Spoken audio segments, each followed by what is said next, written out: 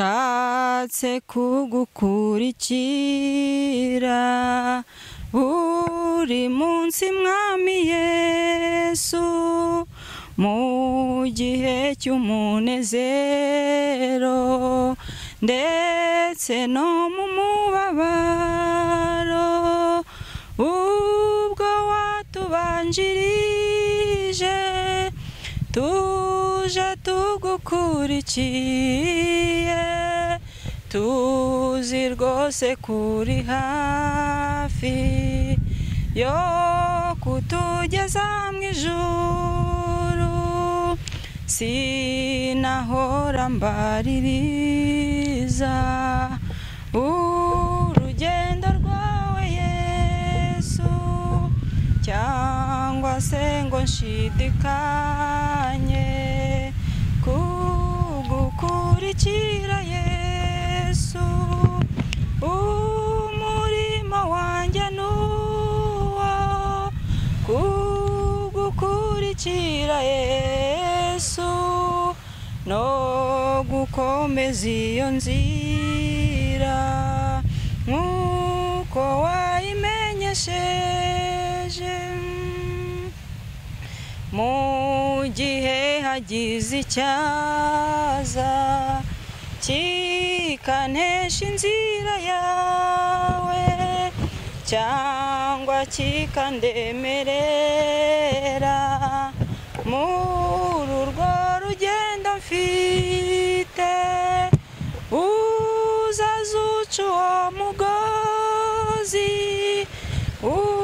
uzabumbashya umutima nezezwa no kubohorwa nkabona uko ngukorera uzazuca uwo mugozi uzabumbashya umutima nezezwa no kubohorwa nkabona uko ngukorera urandinde mwami Yesu ntunganirize imigambi niba naniwe urugendo uzanyibutsa urukundo uti ngwino mwana wanjye hasigaye umwanya muto kuko uzahozwa ibyo byose ugeze iwanjye mu ijuru uti ngwino mwana wanjye hasigaye umwanya muto kuko uzahozwa ibyo byose ugeze iwanjye mu ijuru. Yesu ashimwe bwoko bw'Imana. Naje ahangaha ku mazi kugira ngo mbashe gusengera abantu mu buryo butandukanye. Nitwaje imyenda y'imbeho kuko haba hari akayaga. Hari abantu benshi baba bashaka kuva mu byaha ariko ugasanga Satani ari kugenda basubiza inyuma. Abo ngabo rero muje gusengera bahura n'inzitizi nyinshi bagashaka ukuntu bava mu byaha ariko bakagira inzitizi zibazitira bakagenda bihana bongera babisubiramo. Abo nibo nje gusengera kuri aya mazi kuri ya ndirimbo nigeze kuririmba ubushize muze mwenyine twihererane munsanga ahantu hatari abantu. Nanjye navuye ahantu hari abandi rero nza kuri aya mazi kugira ngo mbashe gusengera abantu bashaka kuva mu byaha ariko bikaba byarabagoye. Nkuko bisanzwe nitwa Ingabire Jeanne Gentille niyo mazina yanjye bwite. Ku mazina y'umwana ni mama Justine, mwana wanjye w'imfura yitwa Justine. Ndabakunda cyane. Mfite abandi bana babiri nyine bamukurikira Justine. Aho kubw'urukundo mbakunda. Abo bana nabasize mu rugo. Niyemeza kuza ahangaha ku mazi kugira ngo nsengera aba bantu bashaka kuva mu byaha ariko bakaba bahura n'inzitizi yuko bamara kwihana bakongera bagasubira mu byaha. Abangaba nibo nje gusengera. Reka nifashishe umurongo wo muri Bibiliya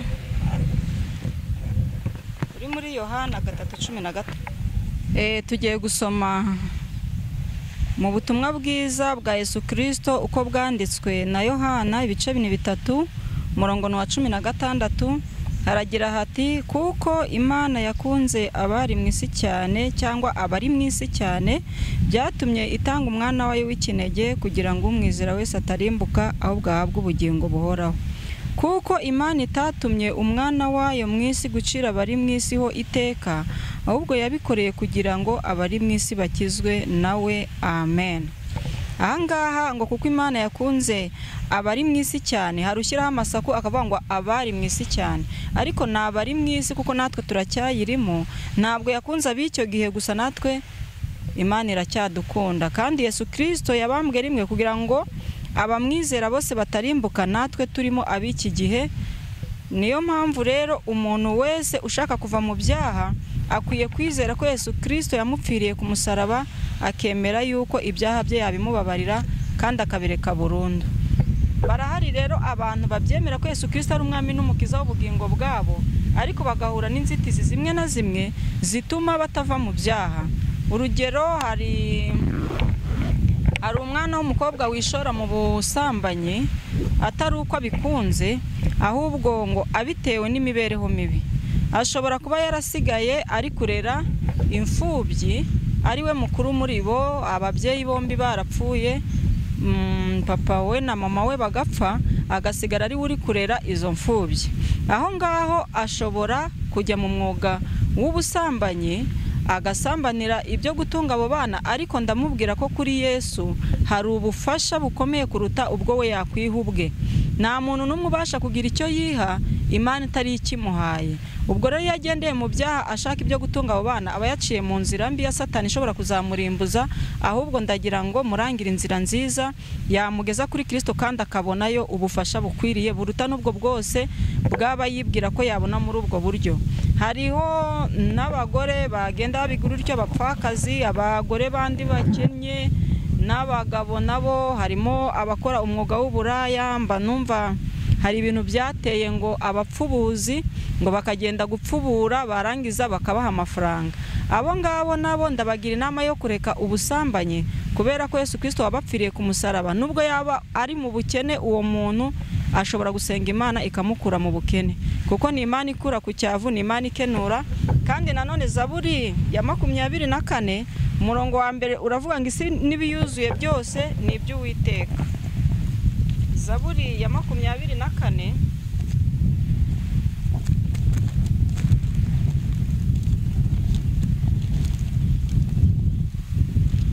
Zaburi ya 24 umurongo wa 1 haragira hati, isi n'ibiyuzuye ni iby'Uwiteka, isi n'abayibamo, kuko ari we wayishinze ku nyanja, yayishimangiye ku mazi menshi. Imana nishimwe.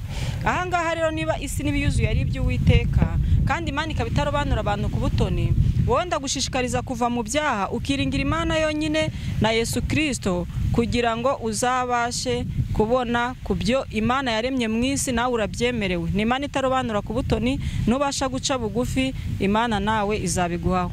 Ndaburira umukobwa, ndaburira umusore, abasore nabo bajya muri ubwo buryo bw'imico mibi yo gupfubura, ndabagira inama yo kubivamo bagakizwa. Abanywa ibiyobyabwenge babivemo bakizwe. Abantu bose abanyabyaha bagerageza kwihana bikabananira bakabisubiramo, abo nibo ngiye gusengera uyu mwanya, kugira ngo Imana ibambike imbaraga babashe kureka ibyo byaha byabo, bambara imbaraga z'Imana. Kuko Yesu Kristo yaravuze ngo muzahabwa imbaraga Mwuka Wera nabamanukira, muzabagabo bo kumpamya Yerusalemu ni Yudaya kugeza ku mpera z'isi. Ni ukuvuga ngo rero aba bantu bashaka gukorera Imana ariko bakihana ibyaha babisubiramo, nibo nje gusengera. Nje kubasabira imbaraga, kandi nje kubasabira ubushobozi. Ababiterwa n'ubukene, nje kubasabira uburyo Imana yaca inzira bakabona imibereho bitanyuriye mu byaha. Uwiteka Imana Nyiringabo, nje muri iki kibaya, kuri iki kiyaga cya Kivu, nzanywe no gusengera abantu bawe bashatse kuva mu byaha ariko bikaba byarabananiye, bagenda babyihana bongera babisubiramo. mbere yuko mbasengera banzu nyezu ntunganye kuko nanjye ndi umunyabyaha. Ijambo ryawe riravuga ngo uwiyita umukiranutsi abayise Imana inyabinyoma. Nsabye imbabazi zanjye bwite, nsabye imbabazi z'imiryango yanjye, nsabye imbabazi z'inshuti zanjye, nsabye imbabazi z'abanyarwanda bose, nsabye imbabazi mwami z'abayobozi, nsabye imbabazi za buri muntu unyumva. Aka kanya nsabye buri wese imbabazi ku byaha yagukoreye, Uwiteka Imana Nyiringabo, kugira ngo utwambike imbaraga zo kunesha ibyaha. Nje muri iki kibaya Mana ngo unyumvire, kuko uri Imana yumviye abatubanjirije, natwe dufite kwizera ko babasha kutwumvira. Wumviye Eliya ubwo yarwanaga ishyaka ryo kugira ngo abantu be gusenga ibitari Imana bagusenge wowe Uwiteka, wamutegeye amatwi ubasha gukora igitangaza ubwo bafataga ibitambo by'inka, agafata imwe n'abahanuzi ba Bayali bagafata indi, maze bagasenga badacanyemo kugira ngo Imana y'ukuri isubirishe umuriro. Warabikoze nyaguhora ku ngoma Imana, wumvira Eliya ariko Bayali ntiyumvira abahanuzi be. Wumvira Eliya umanura umuriro utwika igitambo, izina rye rushaho guhabwa icyubahiro. Nanjye nje muri iki kibaya Mana kugira ngo unyumvire, usange uyu mukobwa ushaka gukizwa ariko imibereho ikamugora. Niwe mfubyi, niwe mukuri wabo urera abandi bana, ashakishiriza mu byaha ngo abakuze, ariko ndamusengeye kugira ngo ubwo azi ko gusambana ari icyaha abashe kubireka, yiringire wowe Imana yaremye ijuru n'isi n'ibyuzuyemo. Uri Imana nyiri byose, wabiremye ntawe ugishije inama nta n'ugufashije, niwe ubasha kubigaburira buri wese uko ubishaka. Ndasenze cyane Mana ngo uyu mukobwa umwambike imbaraga zo kunesha ibyaha, ahubwo aze kuri wowe akubaze uko yabaho, kubera ko ari wowe wandikishe ngo uri se w'imfubyi ukaba umugabo w'abapfakazi, mugire neza umukure mu byaha. Uyu mugore, uyu mugabo, uyu musore, abantu bose bajya mu busambanyi bashaka imibereho myiza, ndabasabiye kugira ngo bambike imbaraga zo kunesha icyaha, kandi ubacire imigozi ibaziritse ibabuza kuva mu byaha, ubacire n'inzira y'imibereho myiza, kugira ngo Uwiteka Imana Nyiringabo ubwo bazabona ubagiriye neza barushaho kugushima, zarushaho kukuvuga no kukwamamaza Yesu wamamare ku isi yose. Abantu bose bagire kwizera no kwemera ko ari we Mana ishobora byose, bazemera ko ari wowe ugaburira abantu, ni wowe ukiza abarwayi, ni wowe ukora imirimo n'ibitangaza bigakoreka. Ndakwinginze nyagorora ku ngoma Imana ngo unyumvire ndi muri iki kibaya.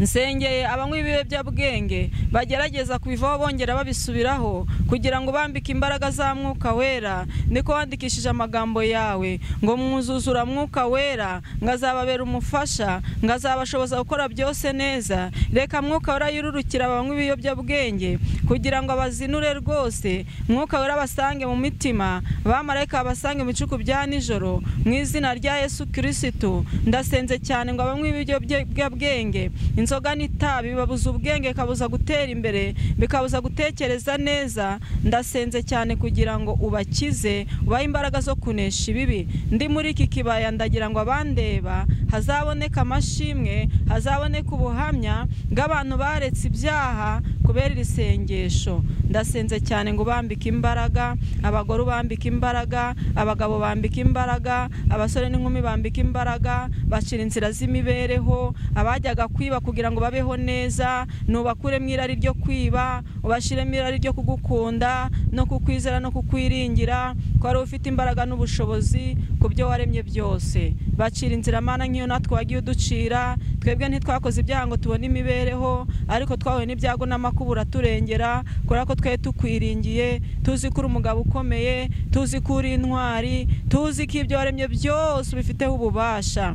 Uri Imana ikuri kuzimu, uri Imana igirira abantu bose neza, utarobanuye abantu ku butoni. Aba bakene nubakure ku cyavu, aba barwayi nubahagurutse ku gisasiro, ibi byose bitera abantu gusubira inyuma nubikureho, inzitizi uzikureho. Nk'uko uyu muririmbyi yavuze ngo mu gihe hagize icyaza kikanesha inzira yawe cyangwa kikandemerera muri urugendo mfite, uzaza uca uwo mugozi uzamboshye umutima, ngo nezezwa no kubohorwa nkabona uko ngukorera. Hari benshi banezezwa no kugukorera, ariko bakaba bafite ibintu byinshi bibaboshye. Ndi muri iki kibaya Mana Uwiteka Nyiringabo, ndasenze cyane mu izina rya Yesu Kristo ngo urwane intambara kandi uneshe. Nini waronkemeni ziza ibosisi yabo vava yasika vava yasisi yabo menesire rebonsia rire revanserebo. Imbaraga ni zawe, ubushobozi ni ubwawe. Buri Imana ivuga bikaba, yategeka bigakomera. utanze amahoro ntawe utera amahane nini wamenetekerebo menesire rebonsia rirere glory ziziyabo himbazwa uri Imana y'imbaraga uri Imana y'ubushobozi bwinshi ndagushimiye Mana ko hari abakobwa ukuye mu byaha hari abasore ukuye mu byaha hari abagabo ukuye mu byaha hari abagore ukuye mu byaha baciriye inzira y'imibereho kwanga urwitwazo ruveho mu izina rya Yesu cagaguriye imigozi baboshye mu izina rya Yesu Kristo ndakubita hasi ubukene mu izina rya Yesu Kristo ndakubita hasi indwara zananiranye mu izina rya Yesu Kristo imitego yose y'umwanzi yategesha ubwoko bwawe ngo butakuyoboka ndayicagagura mu izina rya Yesu Kristo.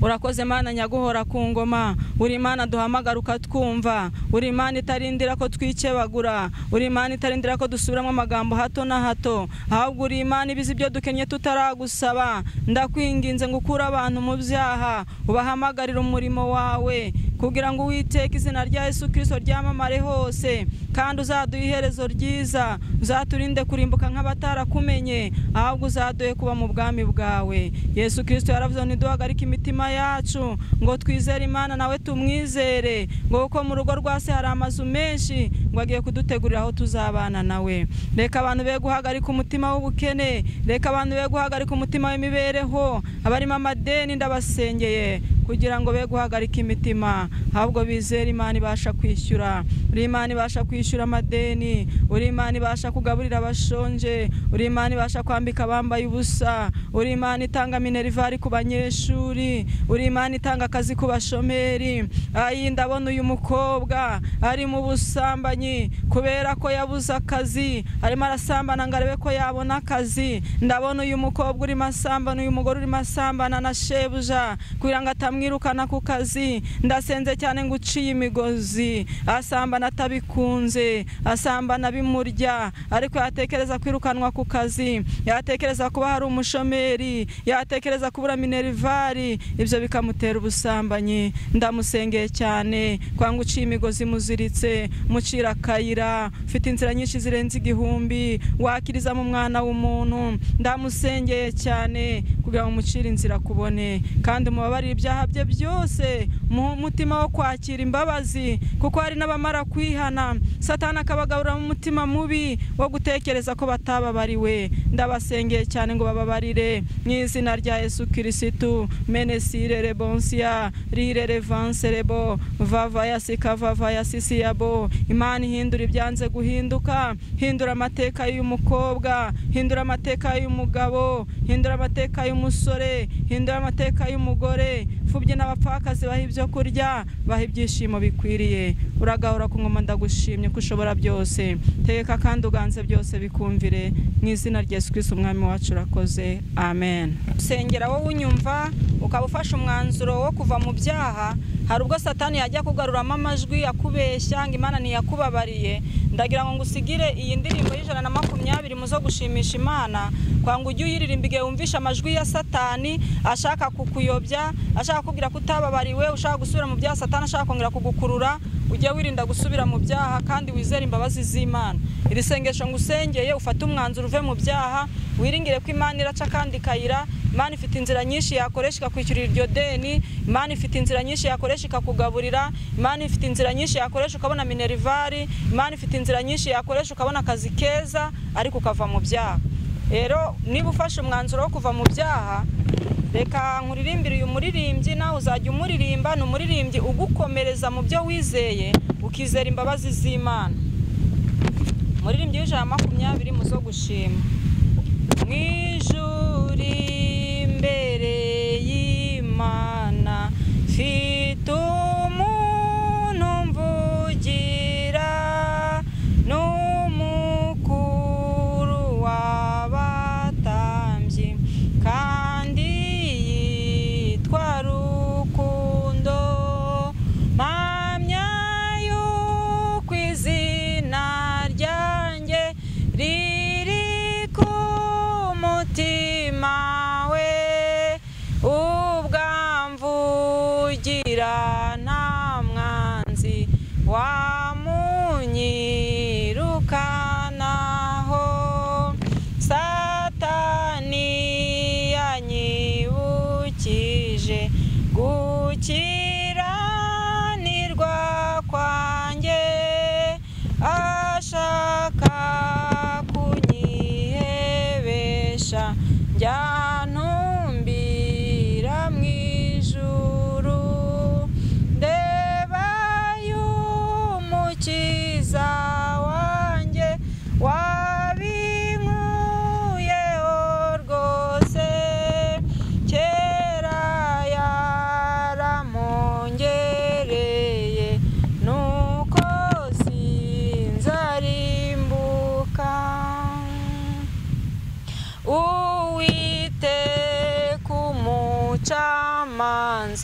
yambonyeho amaraso ntancira urubanza rubi anyita ukiranutse yarancunguye ngo mbuwe niko kunyishingira kuko adapfa singipfuye njye na Yesu turumwe kuko adapfa singipfuye njye na Yesu turumwe. Murakoze cyane, reka nsoreze aha ngaha. Amahoro y'Imana abane namwe.